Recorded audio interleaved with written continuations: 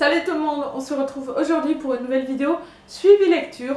Donc j'ai lu pas mal de livres cette semaine, alors du coup ça fait ma deuxième vidéo de la semaine. C'est quand même assez rare que j'en fasse deux la même semaine, donc profitez-en, ou pas d'ailleurs, c'est à vous de voir. Donc profitez-en, du coup je disais, parce que là en ce moment je lis plutôt bien, donc ça me permet de faire plus de vidéos. Et aujourd'hui j'ai 3 livres à vous présenter, ainsi que le livre que je vais commencer à lire aujourd'hui plus tard. Donc j'ai commencé la semaine en lisant La photo qui tue, 9 histoires à vous glacer le sang de Anthony Horowitz. Donc je vous en ai parlé rapidement dans mon dernier... dans mes dernières vidéos, les dernières pages que j'ai fait en début de semaine, du coup, en vous disant que je venais tout juste de le commencer.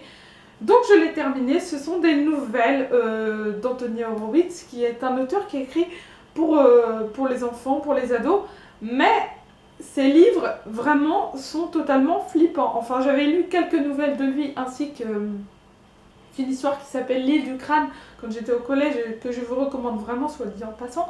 J'avais lu plusieurs nouvelles de lui dans le magazine Je Bouquine, auquel j'étais abonnée quand j'étais plus jeune.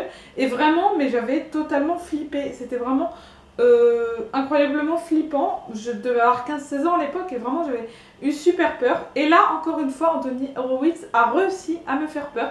Bien que maintenant je sois plus vieille et que j'ai 22 ans, certaines nouvelles m'ont glacé le sang un peu quand même. Notamment la nouvelle qui s'appelle Bain du soir. Si jamais vous avez lu le recueil, ça vous parlera un peu.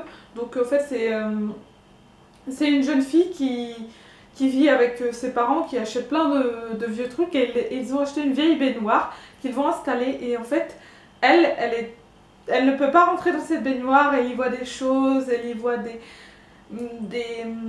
petites bêtes, enfin comment on appelle ça, des vers, enfin toutes les bêtes qui sont attirées par la mort. Elle voit du sang, elle voit plein de choses comme ça. Et vraiment, cette nouvelle-là était assez effrayante, ainsi que L'horrible rêve d'Harriet. Bien que la fin de cette nouvelle soit assez prévisible, j'ai quand même eu assez peur tout le long, parce que justement je savais ce qui allait se passer à la fin et c'était juste horrible.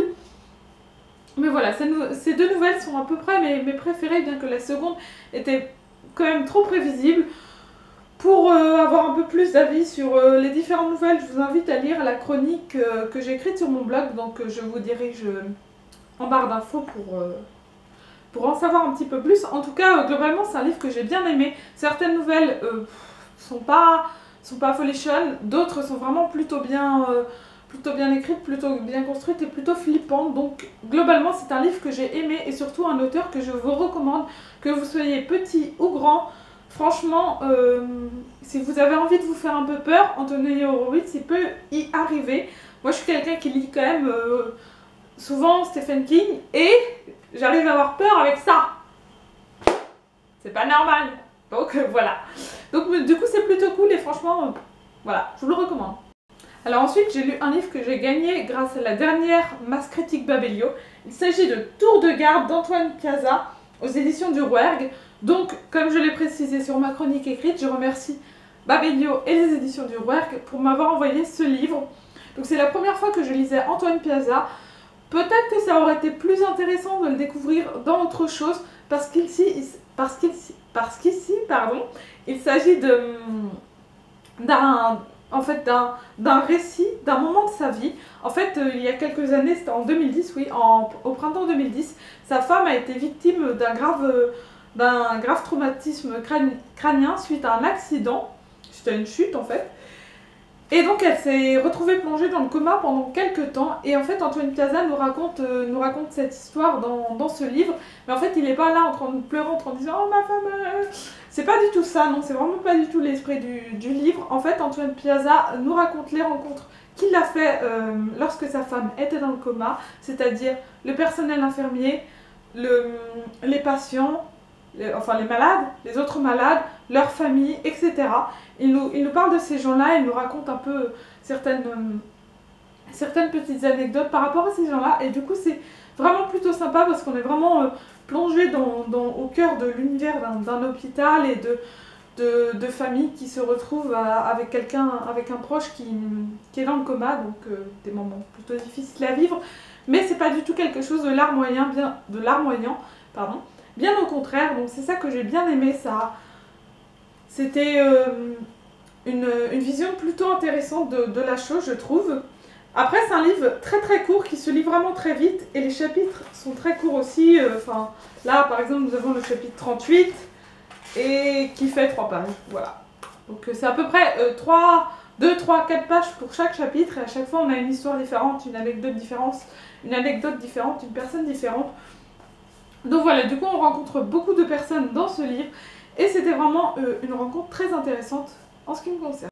Et je viens de terminer un livre qui m'a un peu retournée, je dois l'avouer que je viens tout juste de terminer, donc je suis encore plongée dedans là. Il s'agit de 12 ans, 7 mois et 11 jours de Loris Murail.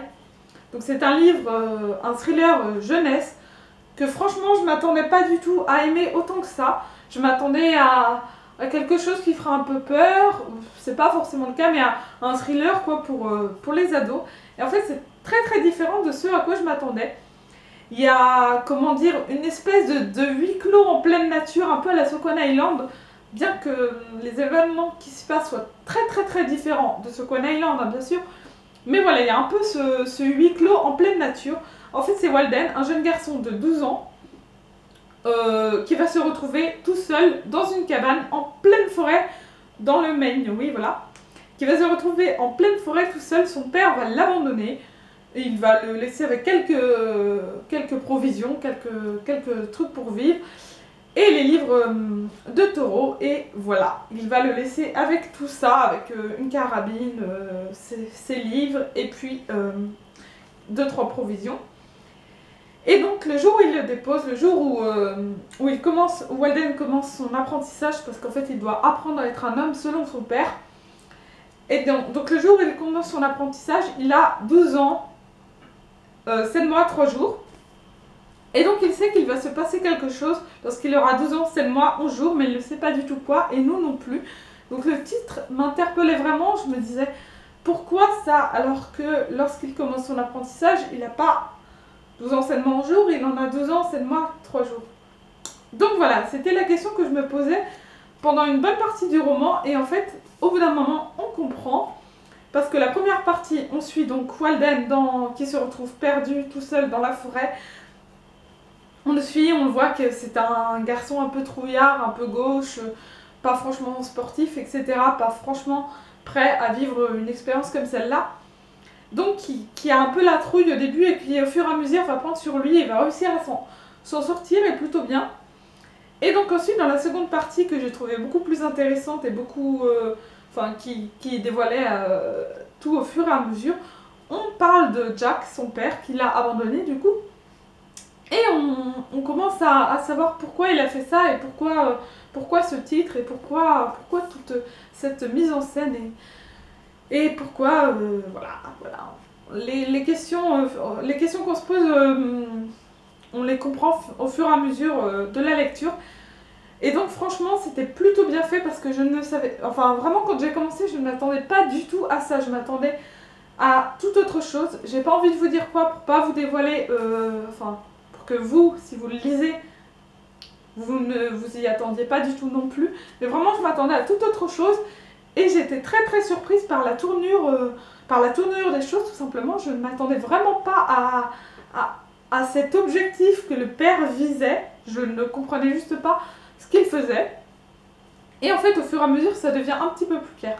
Les dernières pages m'ont un peu déçue, j'ai trouvé ça un peu flou et un peu prévisible, mais en tout cas, toutes les pages d'avant, c'était pas du tout prévisible et c'était franchement bien foutu. C'était franchement un livre que j'ai trouvé vraiment très très bien, enfin pour les ados, c'est quand même...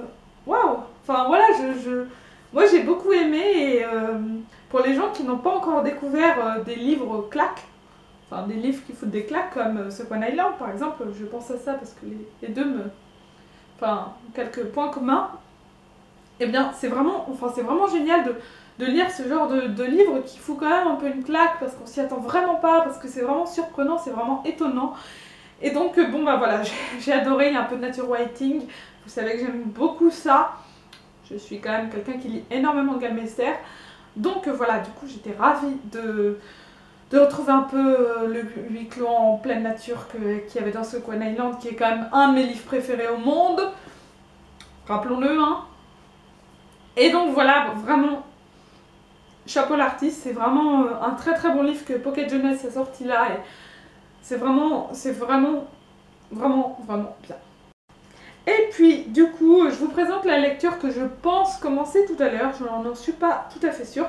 C'est Certaines n'avaient jamais vu la mer de Julie Otsuka. Donc, j'ai présenté dans mon dernier book porn. Autrement dit, In My Mailbox. Autrement dit, book haul. Autrement dit, acquisition livresque. Enfin, appelez ça comme vous voulez. Mais en tout cas, je vous l'ai présenté précédemment dans mon dernier, oui, il me semble. Et en tout cas, j'ai très très envie de lire ce livre et peut-être que ça va être celui-là, mais peut-être pas, je ne sais pas. Vous verrez ça dans la prochaine vidéo qui ne devrait pas tarder. Ce sera sans doute là lundi ou jeudi prochain, du moins je l'espère. En tout cas, je vous souhaite à tous une très bonne fin de semaine, parce que là on est vendredi, donc la plupart d'entre vous sont en week-end ce soir. Donc voilà, je vous souhaite un très bon week-end à tous, de très bonnes lectures bien sûr, et je vous dis à la prochaine.